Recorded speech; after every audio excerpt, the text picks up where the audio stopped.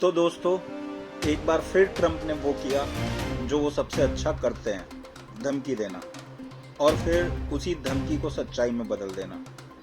सिर्फ 24 घंटे पहले उन्होंने भारत को चेतावनी दी थी कि अगर रूस से तेल खरीदना बंद नहीं किया गया तो उसका खमियाजा भुगतना पड़ेगा। और अब बिना किसी हिचकिचाहट के ट्रंप ने भारत पर 50% इंपोर्ट ड्यूटी लाद दी है। यह कोई साधारण टैरिफ नहीं है, यह एक राजनीतिक सजा है।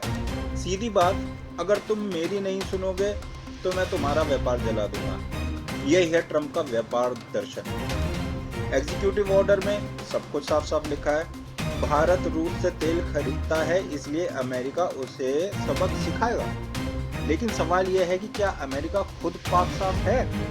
क्या वो रूस से यूरेनियम और फर्टिलाइजर नहीं खरीदता? जवाब है, बिल्कुल करता है।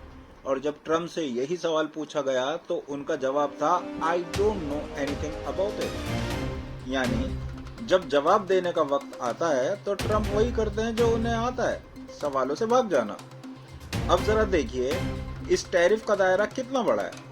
कुछ क्षेत्रों को छूट दी गई है, जैसे फार्मा, सेमीकंडक्टर, स्टील, क्योंकि अमेरिका को इनकी जरूरत है। लेकिन इसके अलावा भारत के ज्यादातर एक्सपोर्ट इस टैक्स के शिकंजे में आ गए हैं। और याद रखिए, अमेरिका भारत का सबसे बड़ा एक्सपोर्ट मार्केट है। 130 बिलियन का व्यापार अब एक टैरिफ बम के नीचे आ गया है। भारत ने भी चुप रहने का इरादा नहीं दिखाया। विदेश मंत्रालय ने बयान जारी किया, हम 1.4 अरब लोगों की ऊर्जा सुरक्षा के लिए निर्णय लेते हैं, किसी के दबाव में नहीं। भारत ने उसे बताया अनुचित, अन्यायपूर्ण और अस्वीकार। और यही नहीं, भारत ने यह भी कहा जो हम कर रहे हैं वही कई और देश भी कर रहे हैं, फिर सिर्फ भारत को क्यों टारगेट किया जा रहा है? जवाब सीधा है, क्योंकि ट्रंप को एक पॉलिटिकल विलन चाहिए और इस बार उनका विलन है भारत। अब सवाल ये है, भारत करेगा तो करेगा क्या? दो रास्ते हैं। पहला, ट्रंप से डील करना, लेकिन क्या हम उस आदमी पर भरोसा कर सकते हैं जो सुबह डील करता है और शाम को ट्वीट करके उसे रद्द कर देता है?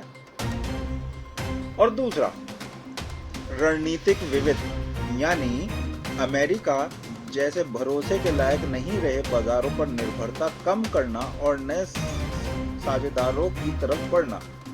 और यही रास्ता भारत ने चुना है। इस रणनीति के तहत आज NAS अजीत डोभाल मॉस्को पहुंचे। बातचीत हुई रूस से तेल, डिफेंस सप्लाई और सबसे अहम 400 S-400 सिस्टम पर। भारत पहले ही 3 यूनिट ले चुका है, अब 2 और बाकी हैं जिन्हें शायद अब तेजी से डिलीवर किया जाएगा। और कुछ रिपोर्टर्स तो यह भी कह रहे हैं कि भारत और S-400 सिस्टम भी मांग सकता है। इसके तुरंत बाद विदेश मंत्री जयशंकर भी रूस यात्रा पर जा रहे हैं और उसके बाद उम्मीद है कि राष्ट्रपति पुतिन भारत आएंगे। यानी एक के बाद एक कदम, एक के बाद एक कूटनीतिक दाव। भारत साफ संकेत दे रहा है कि हम दबाव में नहीं, बराबरी की भाषा में बात कर रहे हैं। और सिर्फ रूस ही नहीं, भारत ने अब चीन के साथ भी कूटनीतिक मोर्चा खोल दिया है। इस महीने प्रधानमंत्री मोदी SSCO समिट के लिए चीन जा रहे हैं। वहां शी जिनपिंग से मुलाकात संभव है। यह मुलाकात ट्रंप के खिलाफ प्रत्यक्ष टिप्पणी ना भी करे, लेकिन संदेश जोरदार होगा। भारत अकेला नहीं है और हम सिर्फ सुनने वाले नहीं, बोलने वाले भी हैं। डोभाल का रूस यात्रा, जयशंकर की मीटिंग और फिर मोदी का चीन दौरा, ये 3 घटनाएं सिर्फ डिप्लोमेसी नहीं है, यह एक साफ सिग्नल है। हम झुकेंगे नहीं, हम डरेंगे नहीं, हम वही करेंगे जो हमारे हित में है। डोनाल्ड ट्रंप चाहे जितनी भी दीवारें खड़ी कर लें, भारत अब वो देश नहीं जो झुककर माफी मांगे। भारत अब वो राष्ट्र है जो आंखों में आंखें डालकर कहता है, हमारे फैसले हमारे होंगे, किसी और के ईगो के नहीं। ट्रंप ने चाल चली है, लेकिन अब बारी है भारत की। और भारत इस बार बिना बोले ही बहुत कुछ कह रहा है। एक तरफ अमेरिका टैक्स की तलवार से धमका रहा है, दूसरी ओर भारत ने अपनी शांति की चुप्पी में रणनीति छिपा रखी है। और जब भारत रणनीति से चलता है तो दुनिया की धड़कनें रुक जाती हैं। भारत अब दो फ्रंट्स पर अपनी पोजीशन मजबूत कर रहा है, मॉस्को और बीजिंग। रूस से डिफेंस और एनर्जी डील्स को फास्ट ट्रैक करने का मकसद सिर्फ तेल या हथियार नहीं है। असल मकसद है एक कूटनीतिक संदेश देना। हम अमेरिका की धमकियों से डरते नहीं, हम विकल्प रखते हैं और हमारे पास वो विकल्प अब तैयार हैं। चीन के साथ पीएम मोदी की संभावित मीटिंग ट्रंप के लिए सिर्फ एक विदेश नीति की खबर नहीं होगी, यह उनके राष्ट्रपति चुनाव के नैरेटिव पर सीधा हमला है। ट्रंप लगातार अमेरिका फर्स्ट का राग अलापते हैं, लेकिन भारत अब उन्हें दिखा रहा है कि इंडिया फर्स्ट भी कोई कमजोर नारा नहीं है और दुनिया अब एक अधूरी नहीं रही। यह बात ट्रंप को शायद कोई और नहीं तो भारत ही समझाएगा। और यह सिर्फ डिप्लोमेसी की बात नहीं है, भारत अब ट्रेड मैपिंग में भी बड़ा बदलाव ला रहा है।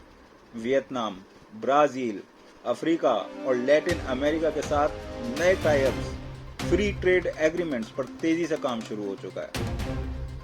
अमेरिका ने जिस दरवाजे को जोर से बंद किया है, भारत अब उस दरवाजे को छोड़कर नई खिड़कियां खोल रहा है। यहाँ से कहानी और भी दिलचस्प हो जाती है, क्योंकि ट्रंप को भी अब समझ में आने लगा है कि उन्होंने जिस देश को घुटनों पर लाने की कोशिश की थी, वो अब सीना तान कर खड़ा हो गया है। आने वाले हफ्तों में अमेरिका की ओर से और भी सख्त बयान और संभावित प्रतिबंध देखने को मिल सकते हैं, लेकिन भारत की मुद्रा अब रिप्टल मोड पे नहीं, रिस्ट्रक्चर मोड में आ चुकी है। भारत अब केवल जवाब नहीं दे रहा, वह पूरी गेम ही रीडिफाइन कर रहा है। और ट्रंप जैसे नेता जो हमेशा रिएक्शन पर विश्वास करते हैं, उन्हें रिक्रिएशन का जवाब समझ में नहीं आता। S-400 के बाद अब भारत रूस से tech transfer, joint defence project और क्रिटिकल एनर्जी इंफ्रास्ट्रक्चर पर चर्चा कर रहा है। वहीं दूसरी ओर भारत ने UAE और सऊदी अरब जैसे खाड़ी देशों से भी बैक चैनल बातचीत तेज कर दी है, ताकि डॉलर आधारित पेट्रोल ट्रेड को धीरे धीरे एक नए मॉडल में बदला जा सके। और इस पूरी कहानी में एक और किरदार चुपचाप अहम हो रहा है, यूरोपियन यूनियन।